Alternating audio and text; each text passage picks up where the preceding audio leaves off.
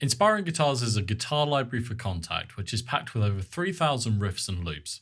It's got a custom interface and loads of great features, letting you manipulate pitch and style of every single note. You can reverse, randomize, and even replace notes. Better yet, all of the riffs can be tuned to your project's pitch and tempo. Let's jump in and see what's available to us. First, we're going to have a look at what the Kontakt keyboard actually does and what the colors reflect in the key bindings. The most important one as we start is the blue keys on the Kontakt keyboard that you can see here. These reflect the amount of steps that the loop is broken into. This one is broken into 12 steps. And if I press C,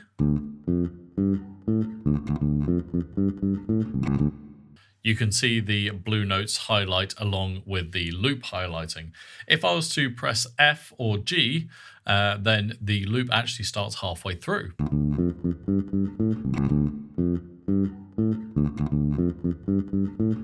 So that's your main control for using Inspiring Guitars.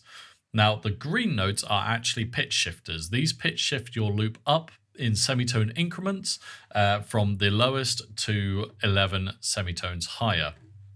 So if you wanted to play around with a chord sequence, if you've already written out a chord sequence, then you can get Inspiring Guitars to follow that chord sequence along with the same riff over and over. So let's do that.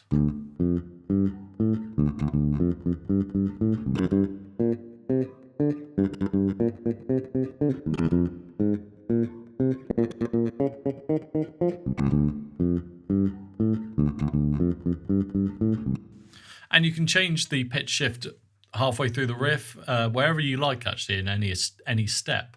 And the pitch shift will just automatically adjust the tuning of your riff. Thirdly, we have the red notes down here. To access these and the yellow notes, I suggest you use a larger keyboard, maybe a 49 or a 61, so everything's at your fingertips. I'm going to use the mouse to isolate these. But the red notes are the different riffs in that style, and we'll talk about styles and instruments in a moment. But the red notes are different riffs in that style. So if I press the D,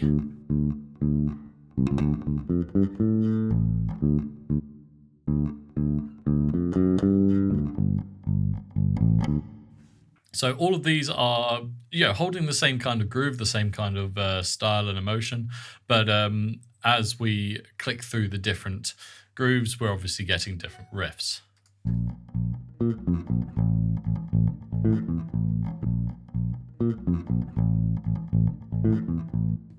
And finally, you have the yellow keys, which change the style and instrument of the riffs available. So if I click on this one, we're going to get bass again, but it's going to be a different feeling to it.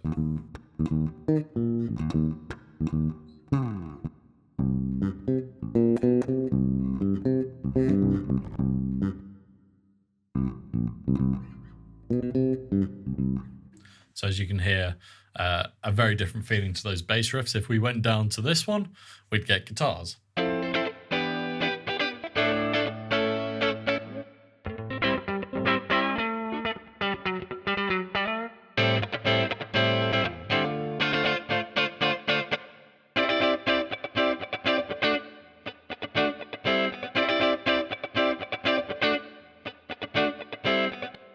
So that's all the key bindings on the Kontakt keyboard. Inspiring Guitars also gives you the option to randomize and reverse specific steps in each loop. We've got a funk loop here, so let's take a listen quickly.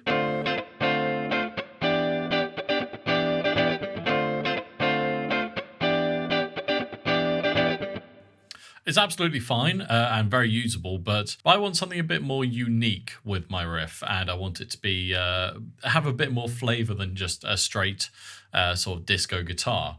So I could have a look at all of the steps, and I could decide whether I fancied reversing one of them or two of them. So let's have a listen.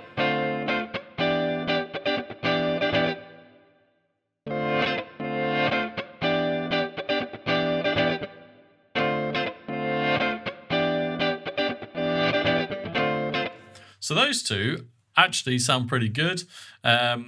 And yeah, if I play it first without reverse and then with reverse, you can hear that there's got a little bit more flavor to it.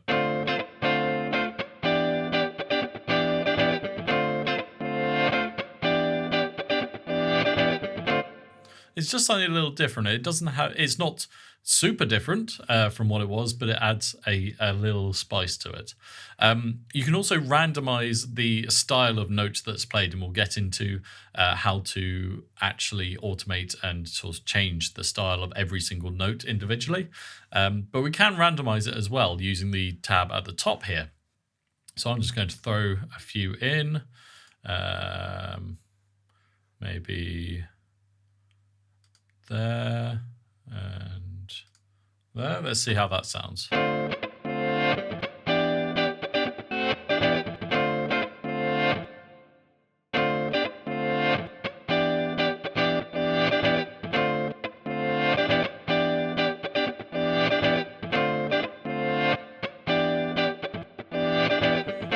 So it gives us a way more random element. We could fine tune this by actually going in and changing the parts, the playback part for each step. But this gives us an idea of what we can achieve by just, changing up the parts and seeing how the different steps interact. So it's a really good idea. It's a really good way to get some building blocks in place for fine tuning those riffs. And as we said, it adds a level of spice to the loop that we didn't have before.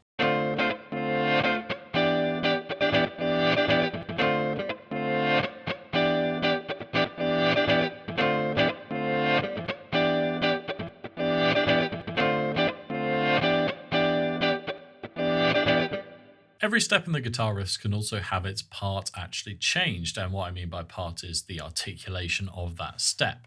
We're in the part editor now, and as you can see, the white line is all the way across the top, which means all of the parts are in the same articulation. We can actually alter this, so as I drag this, you can hear it change.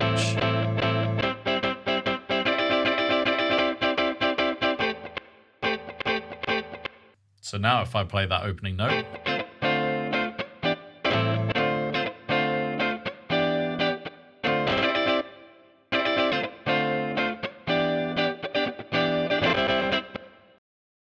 so if I now go through and change a load of the parts, we'll hear probably a horrible mishmash of things, but it can show you how you can fine-tune certain notes to give a different feel.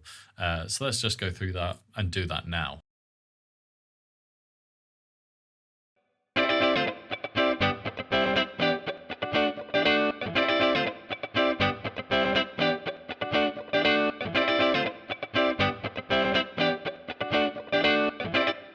Okay, so it's not beautiful, but what I could do now is reset a load of these and keep the ones I do like.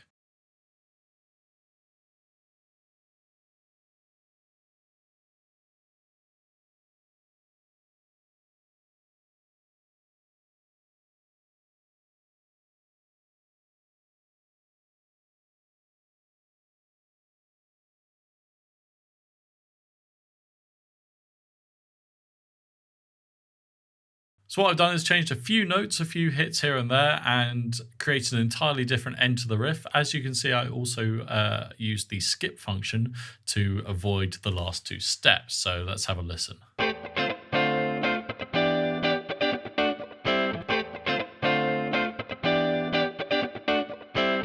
So it is almost a new riff. We've changed the beginning and we've reshaped the end to give the whole thing an entirely new flavour. And this means we can make our guitar tracks more unique and less cookie cutter out of the tin. The last three we're going to talk about are tune, volume, and attack. Tune is exactly what you think it is, only it's on a step-by-step basis. So instead of using the tuning keys on the keyboard, we can actually alter each individual note's pitch. This is great if you're working with lots of other instruments and other loops and they're all sat in specific keys and chord sequences, but there's one or two notes in the riff that otherwise is perfect, but those two notes are kind of out of tune and you just want to fine tune them a bit. So tune, you click over to your loop, you select the bar and you can either go up or down, and it's up to 12 semitones.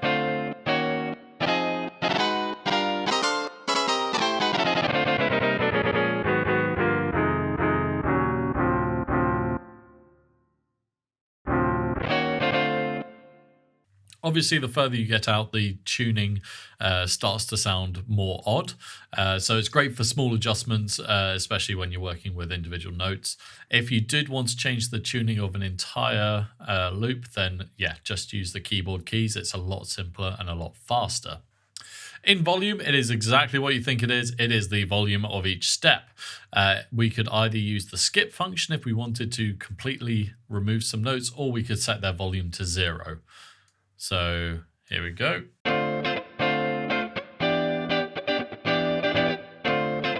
Works absolutely perfectly, or we could jump over to skip. There you go. So 2 ways to do the same thing. But volume, yeah, lets you adjust the loudness of each step.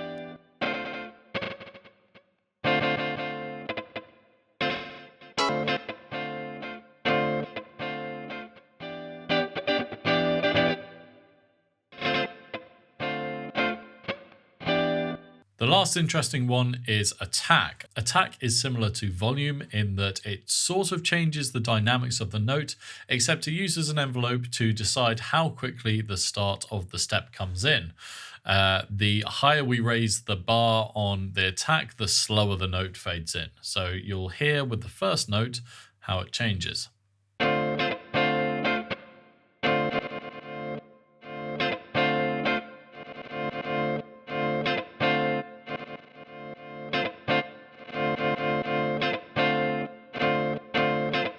So you can hear that there is a ramp, and the attack is actually displayed in milliseconds underneath the highlighted bar. Obviously, as we're working with very short steps, when you set an attack of 999 milliseconds, it's going to sound very similar to 500 milliseconds because the note doesn't last that long. But when you're talking about guitar loops that have very long individual notes, then this is perfect for that kind of thing. We'll find one now and I'll demonstrate it. Here we've got one single long step, so if we change the attack on it, you should hear it fade in.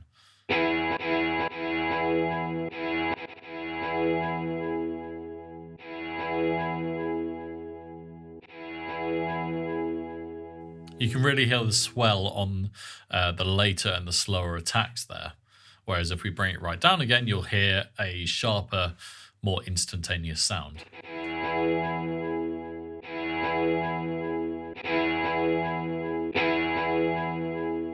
Just like that.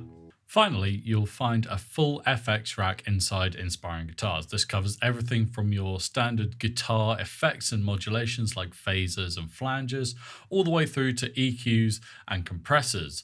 You've also got a really nice set of amp and cab modeling options, as well as delays, reverbs, and various modes of distortions. We'll just play through a few of the effects now so you can get an idea for what you can achieve.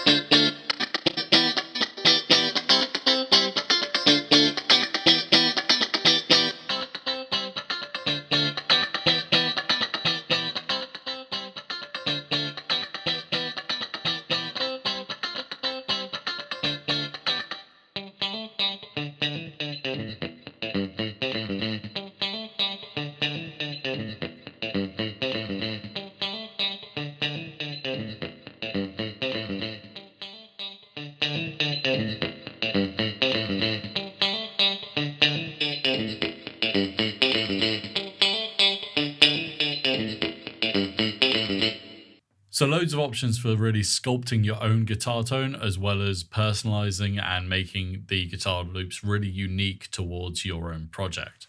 So that covers most of the tools in Inspiring Guitar. There's loads more options and loads more things that you could dive deeper into the instrument with, but this should get you really quickly started and making great guitar tones and great guitar songs right now. If you found this video useful, remember to let me know in the comments down below. If you've enjoyed the video, remember to hit like and don't forget to subscribe for more walkthroughs, tips, tricks, and trailers. I'll see you in the next video.